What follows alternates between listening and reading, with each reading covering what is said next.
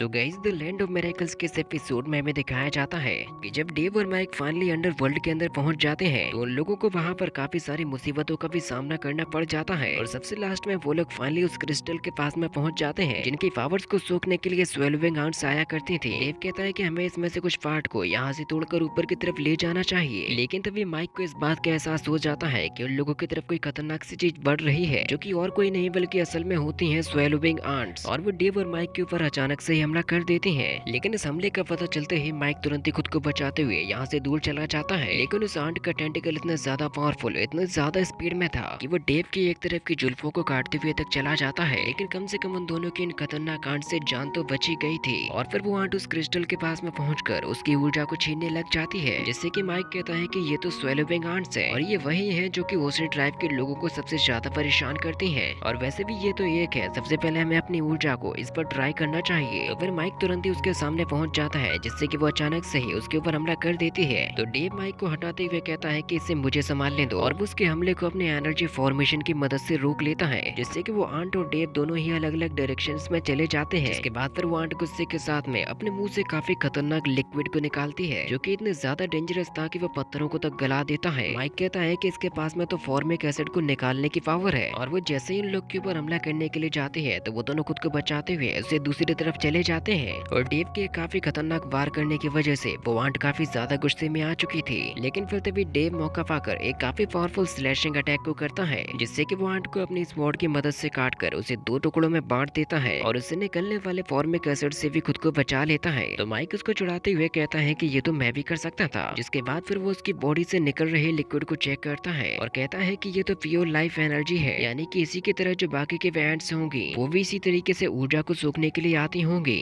लेकिन इनका जो सेल है वो फॉर्मिक एसिड की वजह से बहुत ही ज्यादा सॉलिड हो चुका है, इसीलिए इनको खत्म करने का केवल एक ही तरीका है कि इनके कमर पर वार किया जाए, जिससे कि ये पूरी तरीके से खत्म हो जाए। और फिर तभी उस आंट की बॉडी से निकलने वाली एनर्जी एक काफी बड़े क्रिस्टल में कन्वर्ट हो जाती है, यानी कि इस आंट ने अभी तक जितनी भी एनर्जी को सोखा था वह इकट्ठी होकर एक क्रिस्टल में बदल जाती है। तभी माइक को याद आता है कि ली युआन ने जिस एरो का यूज किया था वो भी किसी इसी चीज का बना हुआ था। तो डेव उससे कहता है कि हाँ शायद ऐसा भी हो सकता है, और वैसे भी फोर्थ एल्डर ने हमसे इस बारे में कहा ही है कि इस अंडरवर्ल्ड में 5 तरीके के थॉर्न पाए जाते हैं, जिनको एक तरीके से कहा जाए तो वो ग्रीन एमराल्ड, येलो एमराल्ड और रेड एमराल्ड की तरह होंगे, और अगर हमें उन लोगों से स्टोन ऑफ लाइफ को ले जाना है तो उसके बदले में भी हमें ओशन ट्राइब के लोगों को कुछ ना कुछ तो देना ही होगा, जो कि शायद 2 red God level life thorn सही रहेंगे। वैसे अभी हमारे हाथ में जो है वो सबसे कम पावर वाला ग्रीन एमराल्ड है, और रेड बनाने के लिए हमें कम से कम इसी तरीके के 20,000 की जरूरत होगी। तो माइक कहता है कि इस तरीके से हम लोगों की यहाँ पर वाट लगने वाली है, लेकिन तभी उन लोगों को अपने कानों में किसी चीज की आवाज का एहसास होता है, क्योंकि अब इस तरफ हजारों की तादाद में स्वेल्विंग आंट्स आ रही थी, जो कि किसी एक होल से नहीं बल्कि यहाँ पर जितने भी होल्स हैं वो उन सभी से अटैक करने वाली हैं। माइक कहता है कि इनके पैरों की आवाज को सुनकर तो मुझे ऐसा लग रहा है जैसे कि मानो हजारों एंट्स यहाँ पर आ गई हो हम पर हमला करने के लिए, लेकिन चिंता मत करो, हम लोग भी इन्हें अच्छे तरीके से मारेंगे। और फिर सबसे पहले वो दोनों ही यहाँ पर अपनी अपनी पावर्स को एक्टिवेट कर लेते हैं, और डेव अपने बुक ऑफ प्रोफेसी की मदद से काफी सारे रिपल्सर्स को भी लगा देता है, और फिर फाइनली वो यहाँ पर आंट्स आ ही जाती हैं, जिन पर सबसे पहला अटैक माइक करने वाला है, और वो यहाँ पर यूज करता है अपने फायर एलिमेंट को और एक काफी बड़े हॉट व्हील को क्रिएट करते हुए उन सैकड़ों आंट्स के ऊपर हमला कर देता है, और इस अटैक की वजह से वाकई में उसने काफी सारे एंट्स को धूल चटा दी थी। तो फिर डेव इस हमला करने में कैसे ही पीछे रह सकता था, वो भी तुरंत अपनी एनर्जी स्वॉर्ड को यूज करते हुए एक साथ कई सारे एंट्स को मार गिराता है, जिससे कि उनकी पावर तुरंत ही एनर्जी क्रिस्टल्स में बदलते जा रहे थे। तो फिर इस चीज को देखते हुए माइक कहता है कि ये काम तो हमारे लिए बहुत ही ज्यादा आसान हो गया, इससे तो हम लोग बहुत ही जल्दी यहाँ से निकल भी पाएंगे। लेकिन डेव उससे कहते हैं कि रुक जाओ, ऐसा कुछ भी नहीं है, क्योंकि अगर इनको हराना इतना भी आसान होता तो ओशन ट्राइब के लोग कब के ऐसा कर चुके होते, वो हजारों सालों तक अपना वक्त जाया थोड़ी ही करते। लेकिन माइक उसकी बिना सुने ही वहाँ से एमराल्ड्स को कलेक्ट करने लग जाता है, लेकिन तभी एक गुफा से बहुत ही ज्यादा हाई फ्रिक्वेंसी की आवाज आती है, जो कि उन लोगों के कान के पर्दे तक फाड़ सकती थी। डेव कहता है कि ये एक तरीके का मेंटल अटैक है, क्योंकि हमारा दुश्मन हमें कमजोर बनाना चाहता है, जिससे बचने के लिए डेव तुरंत ही यहाँ पर एक एनर्जी फॉर्मेशन को यूज करता है, और उस आवाज को रुकते ही वो लोग तुरंत ही उसकी तरफ भागने लग जाते हैं। और आगे जाने पर वो लोग देखते हैं कि यहाँ से सारी की सारी स्वेल्विंग आंट्स गायब हो चुकी हैं, जैसे कि उन लोगों को एक तरीके से फंसाने के लिए कोई जाल बिछाया गया था। डेव कहता है कि शायद वो उस आवाज की वजह से डरकर भाग गई होंगी। तो माइक कहता है कि चलो मैंने काफी सारे लाइफ थॉर्न्स को रिसीव तो कर ही लिया है। तो डेव कहता है कि मुझे ऐसा लग रहा है जैसे कि हम लोगों को यहाँ पर फंसाया गया है, क्योंकि जिस तरीके की इस गुफा की गहराई है वो जरूर इन स्वेल्विंग आंट्स का ही घोंसला होगा। तो माइक कहता है कि इस हिसाब से तो ये मुकाबला थोड़ा सा कठिन होने वाला है, क्योंकि एक साथ 20,000 आंट्स बहुत ही ज्यादा होती हैं। जिसके बाद फिर डेव अपने लाइट फॉर्मेशन को यूज करते हुए यहाँ से थोड़ा आगे की तरफ बढ़ने लग जाता है, लेकिन यहाँ पर पहले से ही काफी ज्यादा मात्रा में स्वेलिंग आंट्स होती हैं और उन लोगों के आगे बढ़ने की वजह से माइक डेव से कहता है कि अब मुझे ये तुमसे कह ही देना चाहिए कि तुम ही हम दोनों को गलत रास्ते पर लेकर आए हो, क्योंकि अब तो मुझे यहाँ पर एक भी स्वेलिंग आंट नहीं दिखाई दे रही है। लेकिन वो लोग जिस गुफा में पहुंच चुके थे उसके ऊपर की दीवार पर हजारों की तादाद में स्वेलिंग आंट्स थे, जो कि अब एक ही बार में उन लोगों के ऊपर हमला करने के लिए आने लगती हैं। और इसी के साथ में ये पार्ट भी यहीं पर खत्म हो जाता है। इसका नेक्स्ट पार्ट बहुत ही जल्द आया जाएगा, तो आप लोग जल्दी से चैनल को सब्सक्राइब कर दीजिए।